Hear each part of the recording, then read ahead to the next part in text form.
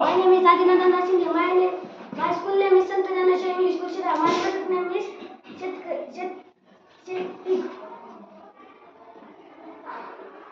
शेतकऱ्याला सगळे वाईट म्हणतात पण शेतकरी वाईट नसतो. शेतकऱ्याला सगळे वाईट म्हणतात पण शेतकरी वाईट नसतो.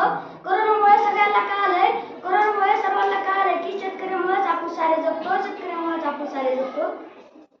पहिल्यांदा मी इकडे पहिल्यांदा शेतकरी नांगरून घेतो पूर्ण आणि पेरण्यासाठी आधी बैलाची उपयोग करीत होते. आता ट्रॅक्टर आलेले आहेत. नवीन टेक्नॉलॉजीमुळे बैलाची म्हणजे शेतकऱ्याची जुनी पिढी ही संपत आलेली आहे.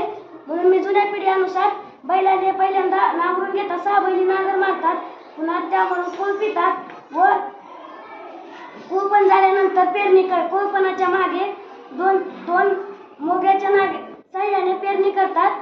पेरणी झाल्यानंतर काही दिवसाने गहू उगवतो. मी ही 2 दिवसाखाली पूर्वीचा गहू आहे, पुन्हा ही 10 दिवसाखालीच आहे. पुन्हा त्याच्यामध्ये खुरपण युरिया खत कोणतरी टाकतात, पण पहिले काळात युरिया खत नसल्यामुळे शेणखताचा उपयोग केला जात होता आणि ऑर्गॅनिझम शेती करीत होते. पण आता हा काळ गेलेला आहे, ऑर्गॅनिझम शेती करीत नाही तर लोकांना नवीन टेक्नॉलॉजीने शेती करायची सवय लागलेली आहे. लोक ट्रॅक्टरने पेरतात, खत टाकतात, गहू लवकर येतात.